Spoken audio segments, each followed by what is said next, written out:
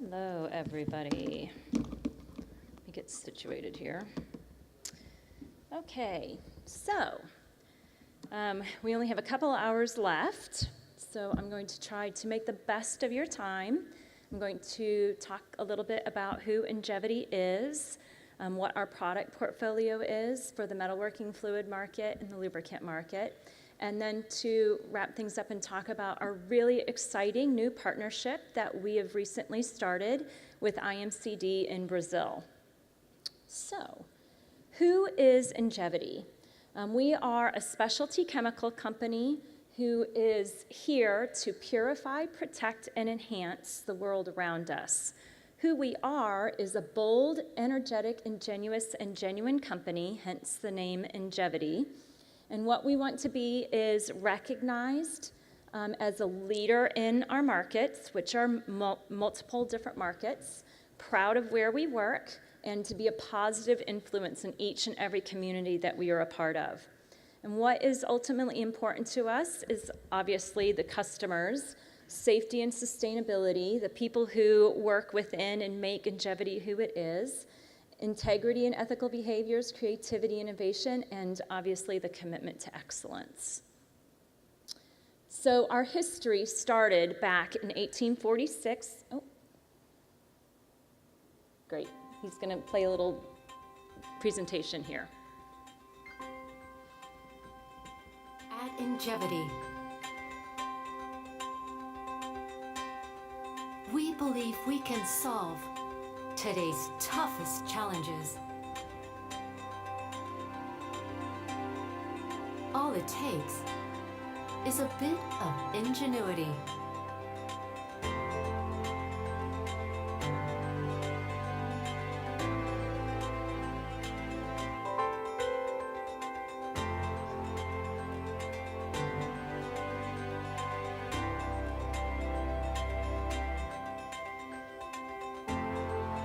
The people of INGEVITY share something very special. A passion for conquering the complex and seeing new possibilities in every day. Together, we find ways to get even more out of our precious natural resources, enhancing chemical technologies to perform like never before, while creating and delivering products that lead the industry and lead the way.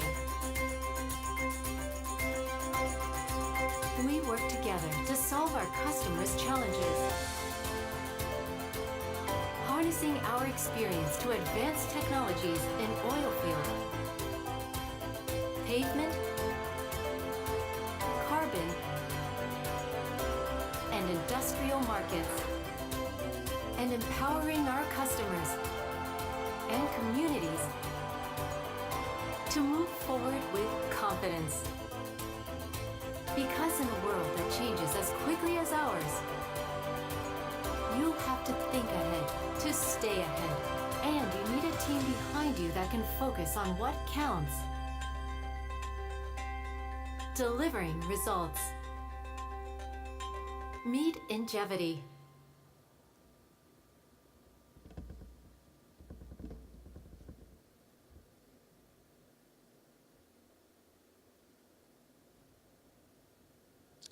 Okay, thank you. So, although the name INGEVITY is very young, the company as a whole is actually quite old. We began back in 1846 as Mead, and throughout the years have progressed through different combinations of acquisitions and whatnot to Midwest-Vaco, which some of you may actually be more aware of that name than Mead. And then recently, about a year ago, we were spun off from Midwest-Vaco and created into a new standalone publicly traded company called INGEVITY.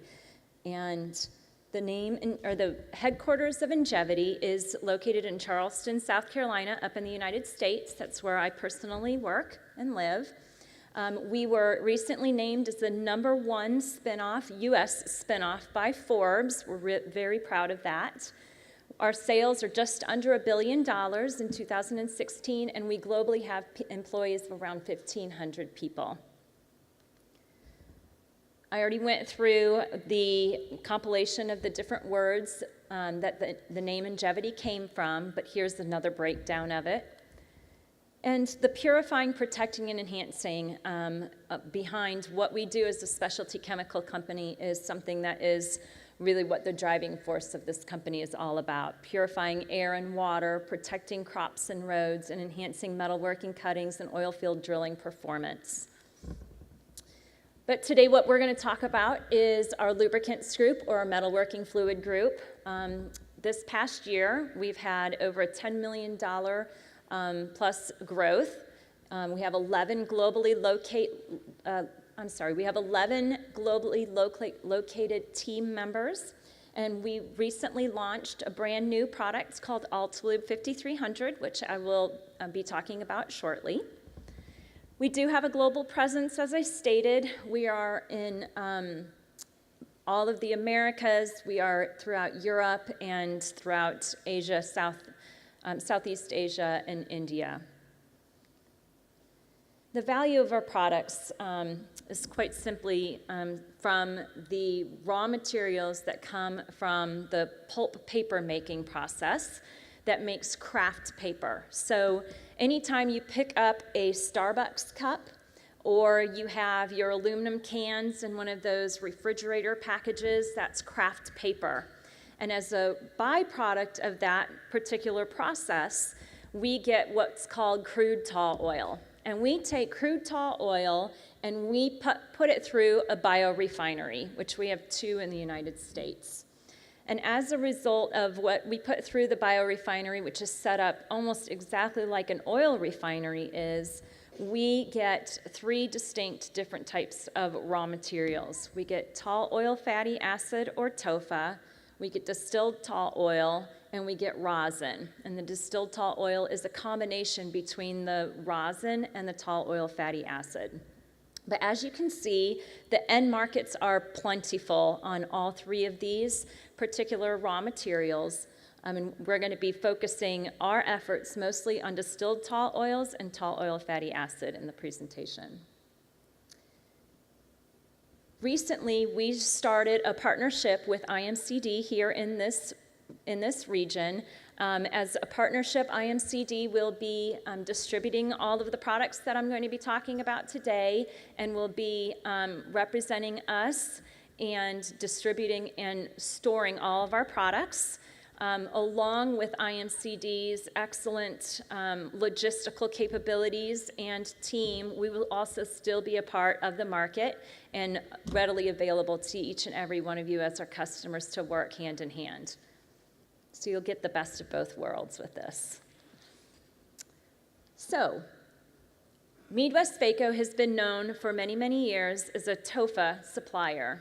But I want to talk to you today about how TOFA plays a pivotal role in this particular market, how distilled tall oil plays an even more pivotal role in this market, and then our specialty additives that we have as well. The key functionalities of our product strategy lie in 3 main sections: through lubrication, corrosion inhibition, and emulsification. We have a full list of where our products fit in. As co-emulsifiers, we have all 4 of our products. Surfactants, we have 3 of our products. Corrosion inhibitors is the ubiquitous Diacid 1550.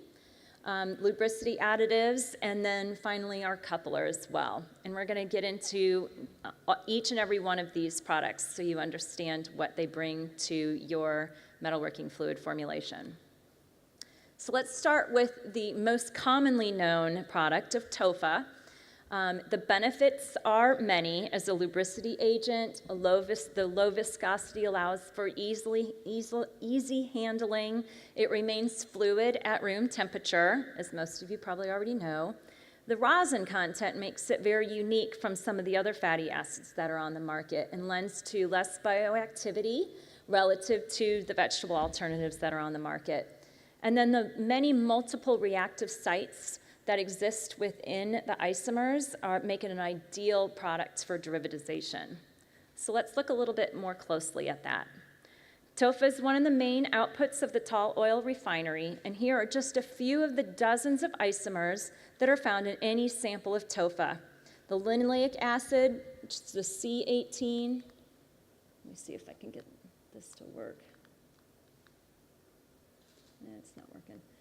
Anyway, the linoleic acid, which is on the bottom, is the C18 with 2 double bonds, and then the oleic acid, the oleic acid, which is one up from there, is the C18 with 1 double bond, are the most predominant. These unsaturates are important in the metalworking fluid industry because every double bond in the fatty acid chain is an active site where chemical reactions can occur. Because TOFA is a natural product, however, the ratios between fats in the material are variable. The refinery has some control over the distribution of the fats, but mostly the makeup of the product is determined by the region where the pine trees grow. So trees that grow in colder climates, like in the Scandinavian regions, produce product higher in linoleic acid because the linoleic acid has a lower freezing point than the oleic acid. In reverse, trees that are grown in much warmer climates, such as here in Brazil or in the southern part of the United States, they have the opposite effect, and therefore they have more oleic acid. So let's look at some of the derivatives that can come from TOFA. Again, it's an ideal base material for derivatization, and many tall oil derivatives are used in lubricants. A lot of them are esterified or whatnot. So let's look at esters. We use these as fuel lubricity additives, metalworking fluid lubricants, and they can also be ethoxylated to make non-ionic surfactants. And essentially what you're doing is you're taking your carboxylic acid, your hydrogen, and your carboxylic acid and reacting it with the alcohol during the esterification process. You can also make amides from TOFA. Emulsifiers and lubricants for metalworking are very popular, along with corrosion inhibitors or detergents in fuel systems. And again, you're taking 2 distinct, I can't figure out where that, 2 distinct portions of your molecule and reacting them to create a different type of molecule. So diacids and dimer acids. These are used quite a bit as corrosion inhibitors in water-based systems. And dimers and dimer esters are also used a lot in jet fuel for fuel additives and corrosion inhibitors in jet fuels as well. They're also used quite frequently as emulsifiers and couplers in metalworking fluid. And finally, estolides. This is something that is relatively new that many people haven't necessarily heard about or used, but we're starting to hear some rumblings in certain parts of the market talking about bio-based use of TOFA as a base oil. They can be used in engine oils, metalworking fluid, base oils, or anywhere where a base oil might be warranted and somebody looking for a bio-based solution as opposed to a petro-based solution. It does demonstrate exceptional results in the areas of oxidative stability, hydrolytic stability, volatility, biodegradability, and renewable carbon content. But like I said, this is very new to the market, and most people that I've spoken to haven't really been using this yet. But it may make a much more larger appearance in the future. Our TOFA product list down here in Brazil is 2 different levels. We have the Altipine L1, which is a 1% rosin, and an Altipine L5, which is a 5% rosin. In the metalworking fluid market, typically what is seen is the L5 product right down here, which has an acid value of around 190, a color max of 7, but is usually closer to around 5. And like I said, a 5% rosin content percentage. So distilled tall oil is a very unique product. It combines the best of both worlds between having a fatty acid and a rosin. And the benefits of using a distilled tall oil as opposed to just a straight tall oil fatty acid is the higher rosin content really contributes to reducing the foam overall in your metalworking fluid formulation and reduce bioactivity relative to straight fatty acids. The fatty acid component, however, still continues to provide excellent lubricity, and it's excellent co-emulsification additive as well. So if you look back at that biorefinery that I mentioned before, distilled tall oil comes right here. And it is a direct stream that we take off of our column that is naturally derived as a mixture between the tall oil fatty acid and the rosin content here. So what makes it so unique is having both of these properties. Rosin at room temperature becomes a solid, but rosin, when mixed with a fatty acid, remains a liquid at room temperature and does not crystallize and become a solid. And that's due to the combination of the isomers that you see here with TOFA and then our tall oil rosin esters. So taking a closer look as to the usage of distilled tall oil, it is very useful as a co-emulsifier in soluble oil and in semi-synthetic formulations. DTO is an oil-soluble product that must be neutralized to make it water-soluble. We do recommend that when you're using the distilled tall oil that you put it in at the oil phase first and then let your amines that you bring in during the water phase neutralize it in order to get the best attributes of the product. So the acid number of the DTO is used to determine how much base is actually needed to neutralize the product. And here you see the breakdown of what allows the DTO to perform so well. And this is their tall oil rosin acid content. These here are the three isomers that you'll see most plentiful in the DTO. And looking down here, the acid number is between 170 and 175 with a softening point of greater than 72 and a color Gartner anywhere from 4 to 7, depending on what percentage of rosin you actually decide you need in your application. So here in South America, we have one type of DTO that we offer. It's called Altipine 226. And this is a really unique DTO that we specifically created for this market. We've had 2 new product launches within the last 2 years, one of which we'll talk about in a moment, and this Altipine 226. So this particular product is only sold in Europe and in Brazil at this point in time. We are not going to be selling in any other parts of the world. So it is very specifically made for this market and for the European market, so you all are really special. But the acid value is comparable to the other DTOs that are on the market at 170, with a color max of 7 and rosin content of a max of 30%. The range is anywhere from 25 to 30%. So we have the 2 different types of products, our DTO and our tall oil fatty acid that is directly from our refinery.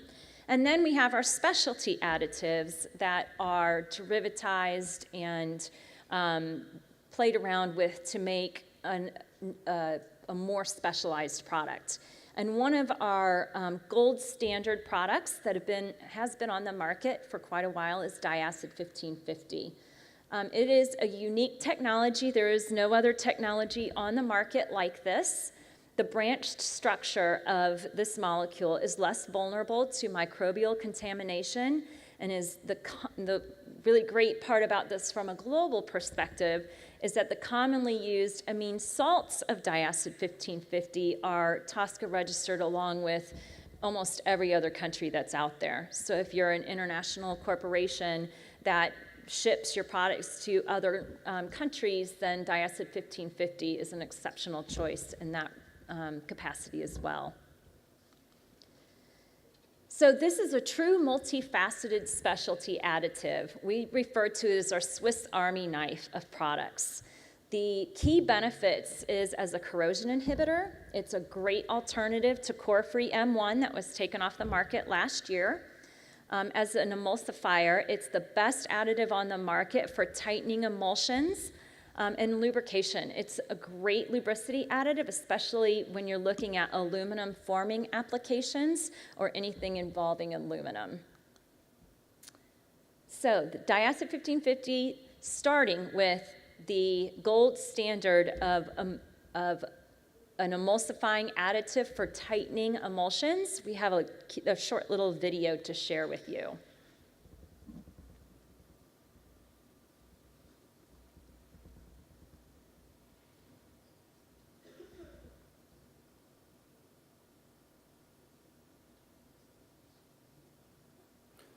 What we have here is an experiment to determine how well Diacid 1550 acts as a co-emulsifier or as a coupler in an oil and water system.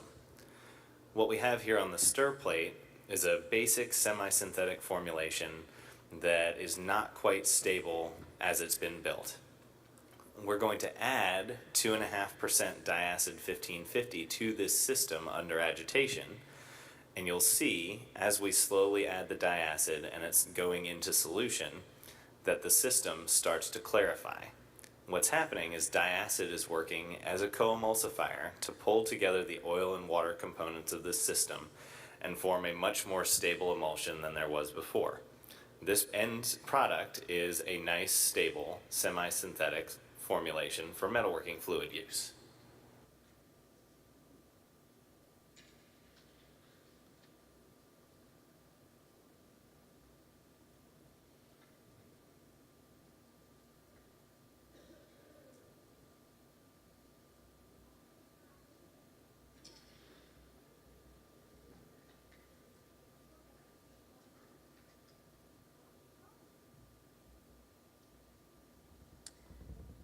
And as you can see, for some reason it stopped, but you can see INGEVITY and Diacid 1550 poking through there. If it continued, then it would have shown the full clearness of what happened at the end.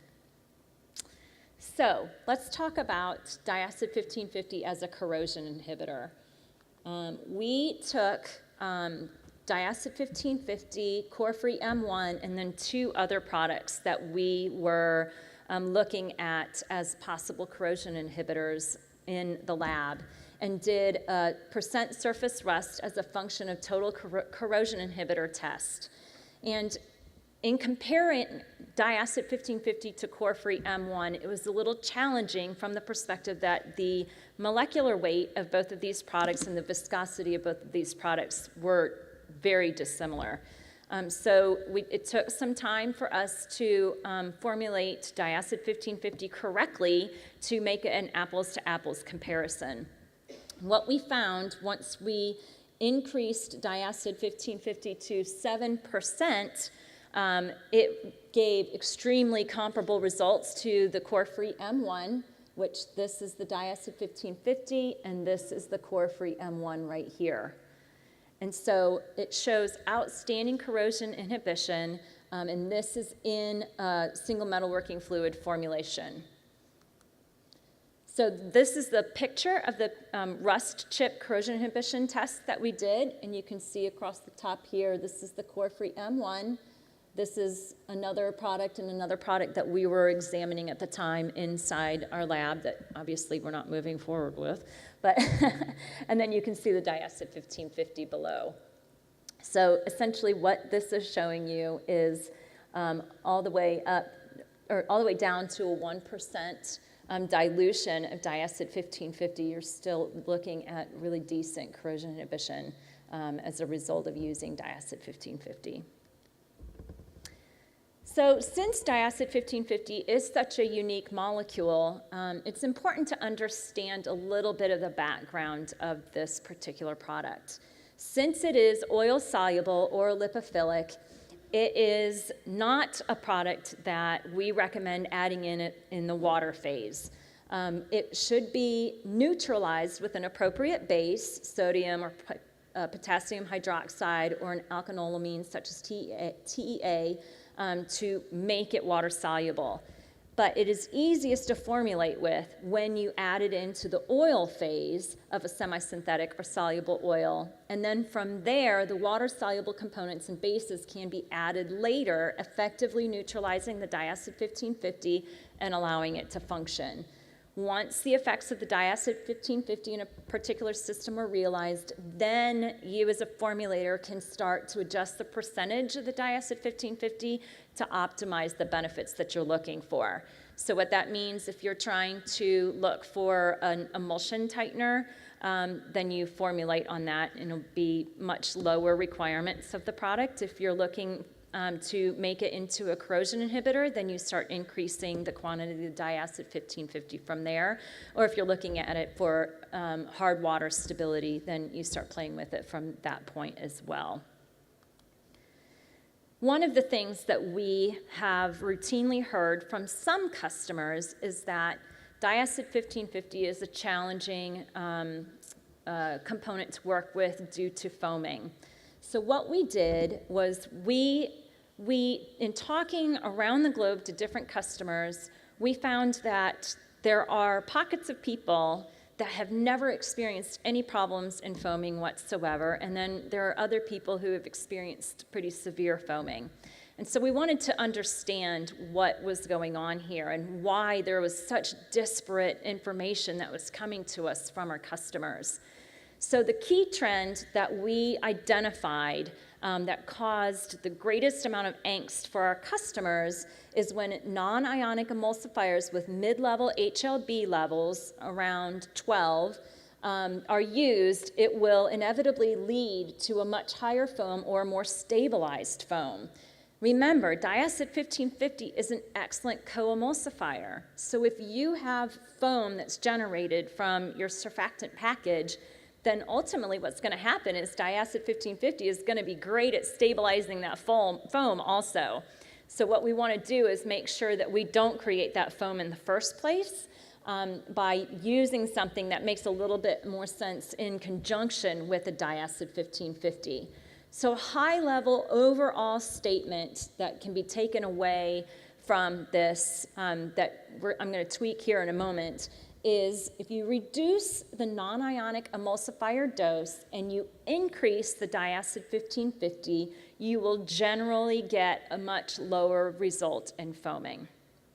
That being said, we took 28 different endpoints looking at this across a wide variety of different HLB levels, at different Diacid concentration levels, and at different non-ionic concentration levels. And what we came up with was a decision tree that would help you as the formulator in your decision of how to reduce the foam that you may experience with Diacid 1550 based upon what you're trying to do with your formulation. So let me quickly break this down with you. This is an eyesore, I understand, and I'm not going to go through every single one of these. But essentially, the three options that you have is you can change your non-ionic HLB level. You can either change it to a low HLB level, less than or equal to 10. You can change it to a high HLB level of greater than or equal to 13. And from there, if you get foam, there are additional comments on which direction you can go in to try to reduce the foam. If you don't want to mess with your non-ionic HLB, then you can change your Diacid concentration levels. If you want to change to a lower Diacid concentration level and go below 1, then there's some recommendations on the HLB, the non-ionic HLB package that you use. If you want to change it to a higher concentration of greater than 2, then again, it takes you through what you can do with your non-ionic package. Finally, if you want to try to change your non-ionic concentration, you have an option for that as well, changing to a lower concentration, a higher concentration, or a mid concentration. So all of this is available to you as the formulator if you start messing around with Diacid 1550 and run into the possibility of some foaming issues. We'll have this available through either IMCD or our local sales rep, Luis Gomez. He's in the back of the room, or you can always reach out to me as well. And this is available to anybody who is interested in it. Another thing that we did with Diacid 1550 is we looked at it in aluminum can drying, and we had a customer in the United States replace their isosteric acid 1-to-1 with Diacid 1550 and then run it through an entire can making process.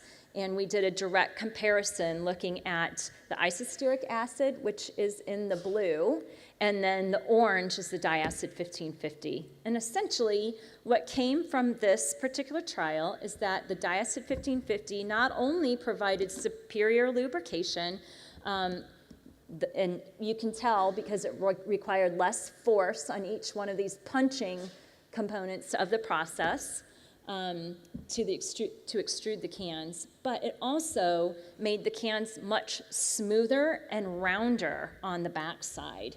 It foamed less than isosteric acid, which, like I said previously in the foam, disparate types of information that comes out depending on how you're using the Diacid 1550 in your formulation.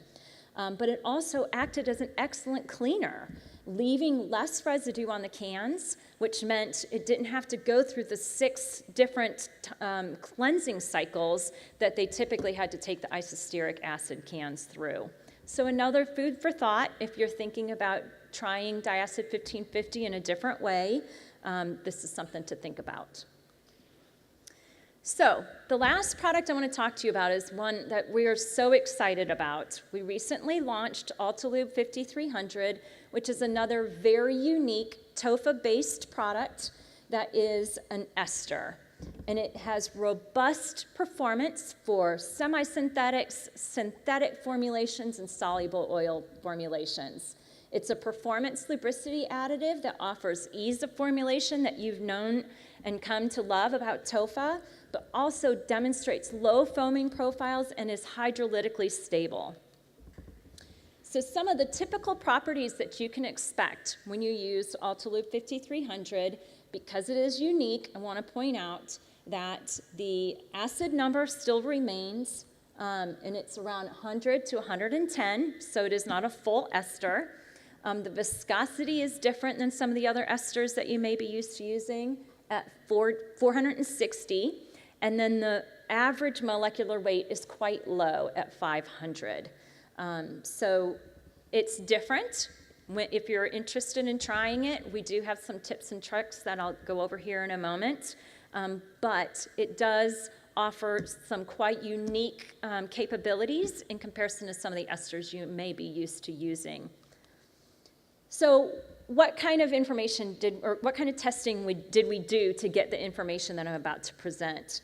We started, because we weren't really 100% positive at the time what we were starting with, we started with a simple 4-ball test, and we took Altalube 5300 here. Oops, I used the wrong button. Forgive me here. We used the Altalube 5300 versus a commonly known ester that's on the market and a methyl ester that's pretty standard. And what we saw right off the bat is that it outperformed these in scar diameter, torque, coefficient of friction, and the fluid temperature remained much cooler than the 2 others. So we took it to the next level and went and wanted to see if it was hydrolytically stable, since many esters experience the problem at high temperatures and high pressures of falling apart. So we put this through a 14-day hydrolytic stability test, looking at the acid number, the starting acid number, along with the end acid number at 80 degrees C, and realizing that the starting acid number really didn't fluctuate to the end, so remained hydrolytically stable over the 14 days that it stood in really high temperatures. And if you look at the competitive self-emulsifying ester that we did the majority of our test against, it also remained hydrolytically stable. And then a simple TOFA methyl ester we took and did the same exact thing. And as you can see, it did not remain hydrolytically stable.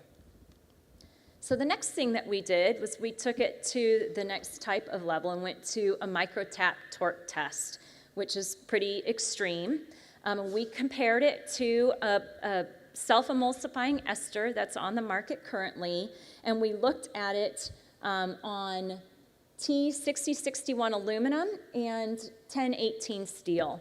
As you can tell, the competitive product and Altalube 5300 performed the same on the steel. Where it was statistically significant, however, was on the aluminum, and it outperformed the self-emulsifying ester by quite a bit, both in mean average torque on this side and in efficiency of friction on the other. And in here, obviously, lower is better here and higher is better over here. So what we decided to do after that is to actually take it into the field and do a machine shop trial test.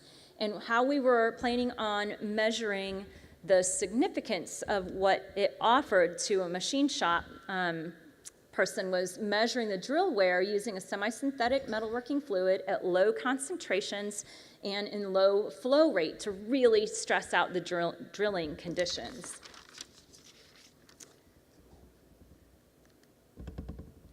We put a lot of holes in a lot of aluminum sheets in the metalworking machine. Here's the machine that we used, and here's the area of the drill face that we measured in order to get our results.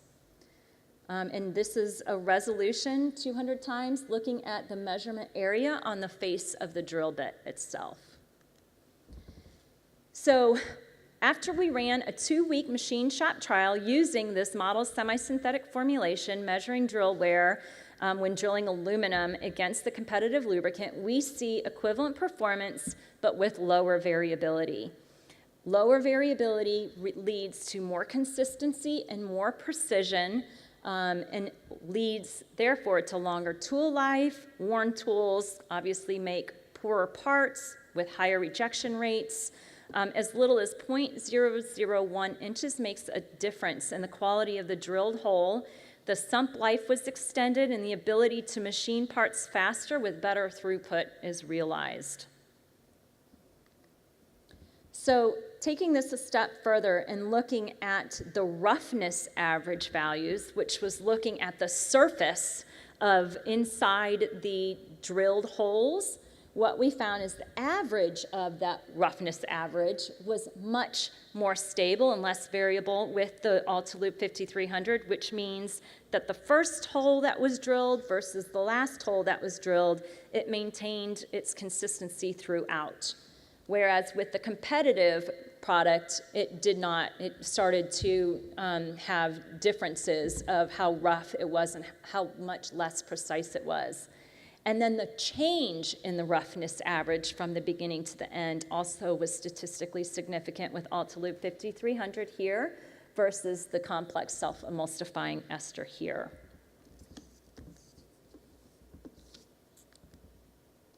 So then we did something that typically boundary esters are not put into a twist compression test. This is typically used just for extreme pressure additives, but we decided to go ahead and put it in just to see what we would get. Since the preliminary information of Altalube 5300 was showing that it's a high-performance boundary lubricant, in comparison to a chlorinated paraffin here, what we found is that the Altalube 5300 maintained its lubricity well into the area in which most other esters would already have fallen out. So Altalube 5300 is a really high-performance mixed boundary lubricant additive that contributes to EP lubrication and will continue allowing people to bridge the gap between the more commonly used boundary esters and your EP lubricants in your system. So when you look at, again, this area between most fatty products falling off in terms of their capabilities in their friction, in here you have this segment of time between when sulfonated or phosphate products kick in, because it takes a lot more heat for them to kick in. And here you see like common esters here starting to completely lose their lubricity properties. With Altalube 5300, it allows people to bridge the gap between here and here when your EP additives start to kick in.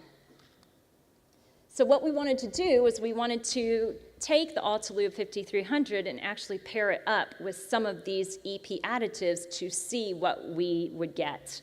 And what we found in looking at Altalube 5300 with an active sulfur and with an inactive sulfur and comparing it to some other esters with the same combination of active and inactive sulfurs, the TCT friction was much better for Altalube 5300, and the active sulfur was statistically significant versus the polymeric ester and the active sulfur. And here, the time to break down, again, maintaining its positive friction throughout time, remaining an active lubricant well into really high heat versus the polymeric ester and the active sulfur. Then we took this with inactive sulfur and added in a polyol ester as well. And as you can see, this is when it really shined the most with the inactive sulfur. So here we have, again, the TCT friction here with the Altalube 5300 versus the two competitors, and the time to break down versus the two competitors. And essentially, when combined with these halogenated compounds, such as sulfurized, phosphate, or chlorinated additives, of the esters that were tested, Altalube 5300 provided the best lubrication, and this was all done on 304 steel in both active and inactive sulfur-containing systems. Some of the challenges that customers have had so far is foam in some of the synthetic formulations. It is not a drop-in for some of the more water-soluble esters that are on the market because the HLB is 10, and it's not a drop-in for the high molecular weight. Again, remember, our molecular weight is 500. So if you're comparing it to some of the high molecular weight synthetic esters on the market, it's not an apple-to-apple comparison. And we do currently experience some regulatory challenges. We are not REACH registered. We're in the process of working on that. It is available here in South America and North America, but we are working on getting it registered in some other areas of the world as well at this point in time. So, to bring everything together, INCD, Brazil's new distribution line from INGEVITY, falls under two different categories. We have our refinery products, which is your Altapine L1, your Altapine L5, which are your TOFAs, and your Altapine 226, which is your DTO. And then we have our two specialty additives, which is Diacid 1550, which is your multifaceted product, as a coupler, corrosion inhibitor, and a lubricant. And then Altalube 5300, which is our ester, providing excellent mixed boundary lubrication and useful for removing and forming applications. So with that, does anybody have any questions? No questions? Wow, you guys are easy. Thank you. Oh, there's somebody. Yes. Hi, thank you very much for the presentation. I have a small question regarding the feedstock availability. Actually, tall oil products can be used for a variety of applications. So these applications do compete one with another, considering that the feedstock itself is not exactly available. Mm-hmm. So my question is, how is your company going to deal with this situation? That's a good question, very carefully. So how we deal with it is dependent upon the situation. Each and every situation is different, and we, from a global perspective, are taking into account what each one of our customers require and how we are regionally positioning each of the products depending on what is required in that particular country. There's not an overall answer that I can give to that because every situation that we've encountered that has been very different. So I'd be happy to talk to you more about that, though, off the stage. Any more questions? Okay, thank you.